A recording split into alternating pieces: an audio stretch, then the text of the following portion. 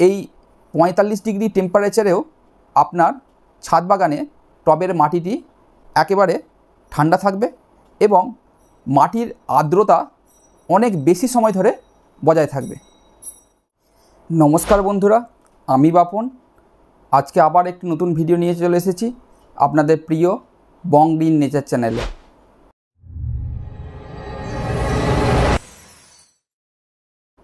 এখন আমাদের চারিদিকে প্রখর দাবদাহের মধ্যে ছাদ বাগানের গাছগুলিকে টিকিয়ে রাখাই দায় হয়ে পড়েছে।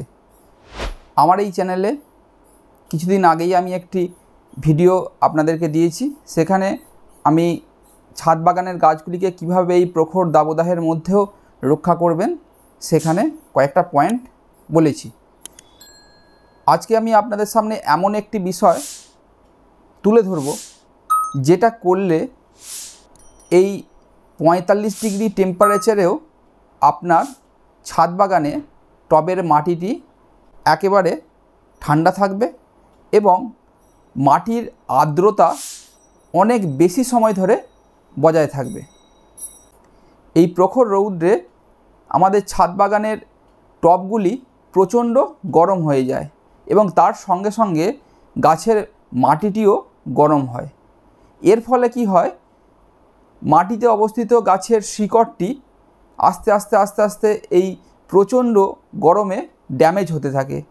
তার ফলেই শিকড়গুলি কালো হতে থাকে এবং তার ফলস্বরূপ হিসাবে আমরা দেখতে পাই গাছের পাতা পুড়ে যাচ্ছে, গাছের ডাল শুকনো হয়ে আসছে এবং গাছটি আস্তে আস্তে অনেক সময় মারাও যাচ্ছে। আজকের ভিডিওতে আমি আপনাদের বলবো কিভাবে টবের মাটিটি ঠান্ডা রাখা যায় এবং গাছটিকে সবুজ এবং সতেজ রাখা যায়। আজকের ভিডিওর বিষয় হলো মালচিং। প্রথমেই মালচিং কি, এই বিষয়টা আপনাদের সামনে তুলে ধরব। আমাদের ছাদ বাগানের টবের মাটিটি কোনো কিছু দিয়ে একটু ঢেকে দেয়া, সেটাকেই আমরা বলি মালচিং। এক্ষেত্রে দু ধরনের মালচিং হয়, জৈব এবং অজৈব পদার্থ। ছাদ বাগানে আমরা বিশেষত এই গরমের হাত থেকে রক্ষা করার জন্য জৈব পদার্থ দিয়ে মালচিংটা করব। আজকের ভিডিওর মধ্যে থাকবে আমরা কি দিয়ে মালচিং করব এবং মালচিংয়ের ফলে আমরা ছাদ বাগানে কিভাবে উপকৃত হব। প্রথমেই বলি মালচিং আমরা কি দিয়ে করব। বিভিন্ন জৈব পদার্থ যেমন কাঠের গুঁড়ো, কোকোপিট, ধানের তুষ, খড়, শুকনো পাতা, গাছের ছাল, কাঠের গুঁড়ো এবং শুকনো কিচেন কম্পোস্ট, এই সমস্ত জৈব পদার্থ দিয়ে আমরা মালচিং করতে পারি।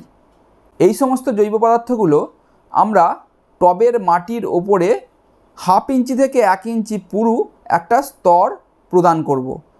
মালচিং করলে ছাদ বাগানে আমরা এই গ্রীষ্মকালে প্রভূত উপকার পেয়ে থাকি। এখন আমি আপনাদের সামনে তুলে ধরব মালচিং করলে ছাদ বাগানে কি উপকার পাওয়া যায়। পয়েন্ট নাম্বার 1, ছাদ বাগানের টবেতে মালচিং করলে মাটির তাপমাত্রা অনেকটা কম থাকে। এই প্রখর রৌদ্রে মালচিং করা থাকলে সূর্যালোক ডাইরেক্ট টবের মাটিতে পড়তে পারে না, এর ফলে মাটির তাপমাত্রা কম থাকে এবং একই সঙ্গে আমরা মাটিতে যে জল প্রদান করি সেই জলের ময়েশ্চারটা ওপরে একটা আস্তরণ থাকার জন্য অনেকক্ষণ মাটিতে বজায় থাকে।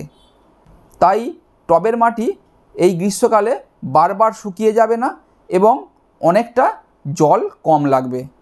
পয়েন্ট নাম্বার 2, মালচিং করা থাকলে মাটির মধ্যে অবস্থিত অনেক উপকারী জীবাণু এই প্রখর রৌদ্রের হাত থেকে বেঁচে যায়। যদি এই ৪৫ ডিগ্রি টেম্পারেচারে ডাইরেক্ট সূর্যালোক আমাদের মাটিতে পড়ে তাহলে অনেক উপকারী জীবাণুই নষ্ট হয়ে যায়, যাতে মাটির উর্বরতা অনেকাংশেই কমে যায়। মালচিং করা থাকলে এই সমস্ত উপকারী জীবাণু সহজেই সূর্যালোকের হাত থেকে রক্ষা পায়। পয়েন্ট নাম্বার 3, মালচিং করা থাকলে ছাদ বাগানের টবের মাটিতে আগাছা অনেকাংশেই কম জন্মায়।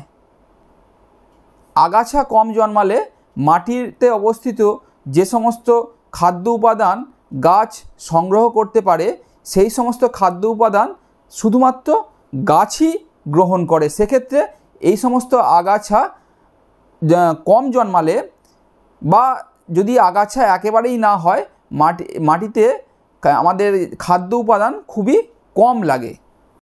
পয়েন্ট নাম্বার 4, মালচিং করলে মাটির ওপরের লেয়ারটি অনেক হালকা থাকে এবং সহজেই বায়ু চলাচল করতে পারে।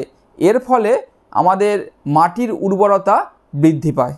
পয়েন্ট নাম্বার 5, মালচিং করলে টবের মাটিতে হিউমাস এবং জৈব পদার্থের পরিমাণ অনেকটা বৃদ্ধি পায়।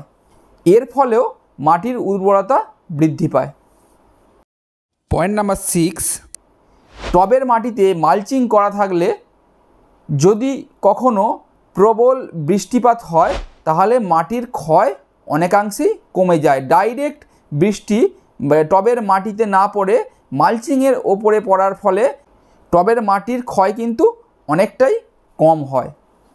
পয়েন্ট নাম্বার 7, আমরা টবের মাটিতে যে সমস্ত জৈব পদার্থ মালচিং হিসাবে ব্যবহার করি সেগুলো যেহেতু জৈব পদার্থ সেগুলো একাধারে স্লো রিলিজ ফার্টিলাইজারের কাজ করে। এর ফলে কি হয়, আমরা যখন ওই মালচিংয়ের ওপরে প্রত্যেক দিন জল দিই সেই জলের সঙ্গে সঙ্গে ওই সমস্ত মালচিংয়ে ব্যবহৃত জৈব পদার্থগুলি আস্তে আস্তে পচতে থাকে এবং সেখান থেকেও গাছ কিছু খাদ্য উপাদান সংগ্রহ করতে পারে। তো বন্ধুরা দেখলেন যে মালচিং একাধারে মাটিকে যেমন ঠান্ডা রাখে, এই প্রবল দাবদাহের মধ্যেও মাটিকে ঠান্ডা রাখে, তার সঙ্গে সঙ্গে মালচিংয়ের কিন্তু আরও বিভিন্ন গুণাগুণ আছে যেগুলি গাছকে সবুজ এবং সতেজ রাখতে সাহায্য করে। তাই টবের মাটিতে এই প্রখর দাবদাহের মধ্যে অবশ্যই আপনারা আগামী কালকেই আপনার ছাদ বাগানে মালচিং করে ফেলুন। আপনার হাতের সামনে যেটি পাবেন সেই জৈব পদার্থ দিয়েই আপনারা মালচিং করুন। আজকের মতো এ পর্যন্তই। ভিডিওটি ভালো লেগে থাকলে অবশ্যই লাইক করবেন আর আপনার মূল্যবান মতামত কমেন্ট সেকশানে লিখে যাবেন। এরকম ছাদ বাগান বিষয়ক আরও ভিডিও পেতে হলে অবশ্যই চ্যানেলটি সাবস্ক্রাইব করে রাখুন। ধন্যবাদ।